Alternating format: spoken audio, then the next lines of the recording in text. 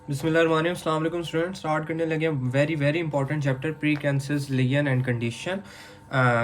Oral medicine का chapter number 10 बहुत important आता है और हमारे प्रॉफ में लिटरली इसमें से 2 एमसीक्यू आए हुए थे उठ के और बेतहाशा एमसीक्यूज। ठीक है, तो अब चलते हैं सबसे पहले इंट्रोडक्शन की तरफ। इंट्रोडक्शन में ना वो कहता है डेफिनेशन ना आपको एग्जैक्ट फिंगर टिप्स पे आनी चाहिए हमेशा। ओरल मेडिसिन की ना डेफिनेशन बहुत इंपॉर्टेंट होती है। तो सबसे पहले हमारे पास 2 डेफिनेशन है, pre cancerous lesion and pre cancerous condition.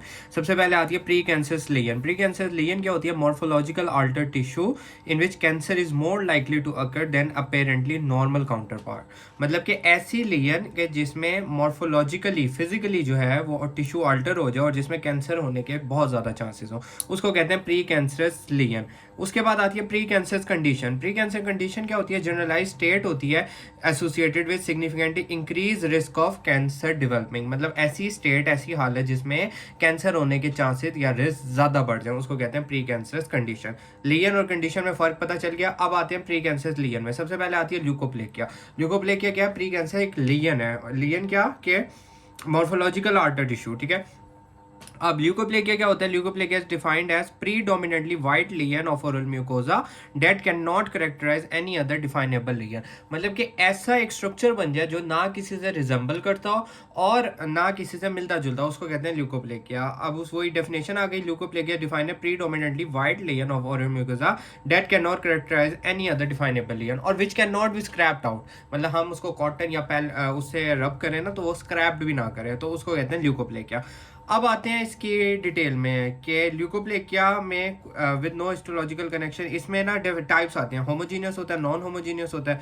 Non homogeneous की बात करें तो इसमें आता है स्पेकल्ड, इसकी स्पेकल्ड अपीयरेंस होती है, वॉर्ड्स प्रोग्नोसिस होती है with regard to malignant transformation than homogeneous लेंगे। और ल्यूकोप्लेकिया पार्टिकुलर साइट्स पे होता है, फ्लोर ऑफ द माउथ हो गया, वेंट्रल ऑफ द टंग, और ये consider to be more risk malignant transformation than any other. ठीक है, उसके बाद इंसिडेंट की बात करें ना तो difficult to ascertain but report prevalence throughout the world 0.2 से 4% के चांसेस होते हैं। उसके बाद अगर हम आगे ना डिटेल में है ना इसकी, देन आते हैं इटियोलॉजिकल फैक्टर्स। किन फैक्टर्स की वजह से होता है? तो इडियोपैथिक भी हो सकता है कि मतलब कोई इटियोलॉजी हमें नहीं पता। ठीक है, उसके बाद कोई यूज ऑफ टोबैको हो गया, स्मोक च्यूड हो गया, टोबैको यूजिंग हैबिट हो गई, टोबैको और ऑफ इट स्मोक हो गया। उसके बाद वही टोबैको च्यूविंग हैबिट जिसमें बीटल नट आ गया, लाइम आ गया, effect of tobacco, precise nature of tobacco, हमेशा टोबैको की नेचर इनमें होगी। तो इसको जस्ट एज सच पढ़ने की जरूरत नहीं, इसको जस्ट रीड आउट करना है और ये मेन पॉइंट्स हाईलाइट कर ले। फिर वही बात आ गई, इंडिविजुअल वो use tobacco and any its form are much more likely to develop oral leukoplakia. उसके बाद सेकंड इंपॉर्टेंट ईडियोलॉजिकल फैक्टर की बात करें ना तो उसमें कोई भी तरह का इन्फेक्शन जैसे कैंडिडा हो गया और इसके अलावा pseudo hyphal form of candida, epithelium of oral leukoplakia, ये हो गया, तो इसकी वजह से भी हो सकता है। बाकी ये वही चीज़ें उसने रिपीट की हैं। अब आते हैं क्लिनिकल फीचर्स की तरफ। क्लिनिकल फीचर्स क्या हो सकते हैं कि इंट्रेंसिक वाइट एरिया होता है ओरल म्यूकोजा का जो होमोजीनियस होता है, समटाइम रिंकल्ड होता है और समटाइम विरुकस होता है, फिशर्ड होता है, वाइट पैच होते हैं जो कि ट्रांसपेरेंट और फिल्मी अपीयरेंस होते हैं, डेंस और थिक होते हैं, single discrete well circumscribe plaque होता है इसका, और वाइड स्प्रेड एबनॉर्मलिटीज होती है म्यूकोजा की। मोस्टली ये बकल म्यूकोजा पे होगा, कमिश्नर ऑफ द माउथ पे होगा, एल्व्यूलर रिजिस पे हो सकता है, tongue, buccal sulcus, floor of the mouth, labial mucosa, palate पे करके हो सकता है। हिस्टोलॉजिकल फीचर्स की बात करें तो इसमें हाइपर केराटोसिस होती है without epithelial dysplasia, squamous epithelial dysplasia होता है, squamous cell carcinoma in situ होता है। उसके बाद साइटोलॉजिकल चेंजेस होते हैं, सेलुलर टिपिया हो गया, एपिथेलियल डिस्प्लेजिया, ये इसके हिस्टोलॉजिकल फीचर्स हो गए।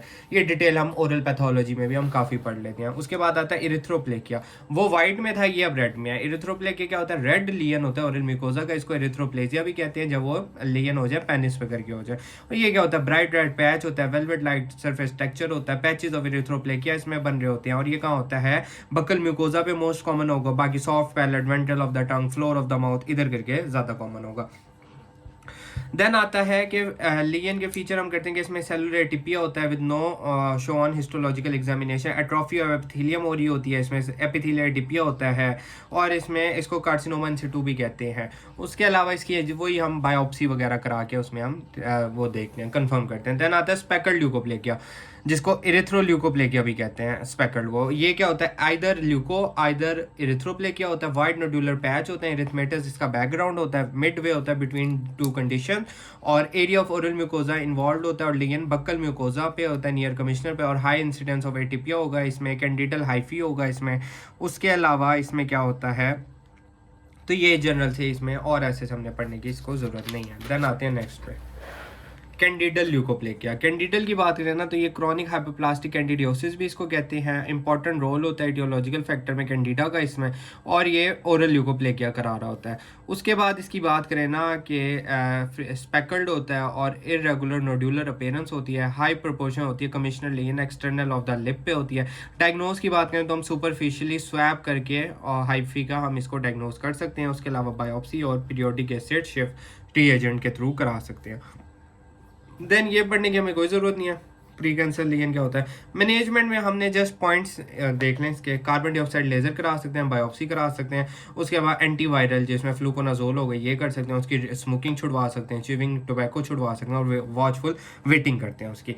देन आती है प्री कैंसर कंडीशन जिसमें आ गई OSF, ओरल सबम्यूकस फाइब्रोसिस। इसमें हमेशा बीटल नट की उसकी 5 छाले की उसकी हिस्ट्री, अब उसकी लिमिटेड माउथ ओपनिंग है क्योंकि उसके बकल म्यूकोजा पे क्या हो गई है, स्टिफनिंग हो गई है, एक हार्ड स्ट्रक्चर डिपॉजिट हो गया है, उसको कहते हैं OSF, ओरल सबम्यूकोजल फाइब्रोसिस। ठीक है, तो ये क्या होती है, कंडीशन होती है जिसमें fibrous tissue laid down in corium oral mucosa पे होता है। सिमल्टेनियसली चेंज अकर होती है ओरल एपिथेलियम में, स्मॉल अल्सर बनते हैं, जनरलाइज एपिथेलियल एट्रोफी होती है, फाइब्रोसिस स्टिफनेस हो जाती है ओरल म्यूकोजा की, डिफिकल्टी इन ओपनिंग माउथ होती है, बाइंडिंग डाउन द टंग होती है, ब्लंच और मार्बल नेचर हो जाती है, क्विड करेक्टरिस्टिक होती है, palpate band of fibrous tissue होता है, स्कार की फॉर्मेशन होती है, सॉफ्ट पैलेटिन सफिशिएंट होता है, और डिसअपेरेंस हो जाती है यूवुला की।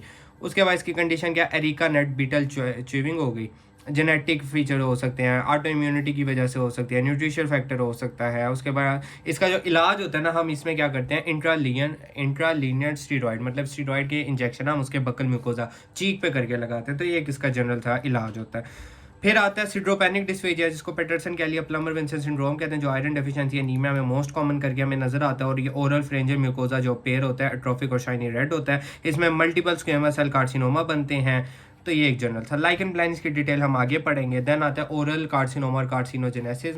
ये क्या होता है, इसके जस्ट नाम पता हो, जिसमें स्क्वेमस सेल कार्सिनोमा हो गया, और carcinoma of oral cavity, larynx, pharynx, salivaries, glandular cancer, malignant melanoma, lymphoma और सार्कोमा आ सकता है। इटियोलॉजिकल फैक्टर्स की बात करें तो इसमें टोबैको आ गया, अल्कोहल आ गई, सनलाइट आ गई, डाइट हो गई, nutrition status, chronic Candida infection, viral infection, immune deficiency. बाकी ऐसे पढ़ने की हमें कोई ज़रूरत नहीं इसमें। ठीक है, उसके बाद ये सारी चीज़ें आ गई, इसको जस्ट रीड आउट हमने करना है। उसके बाद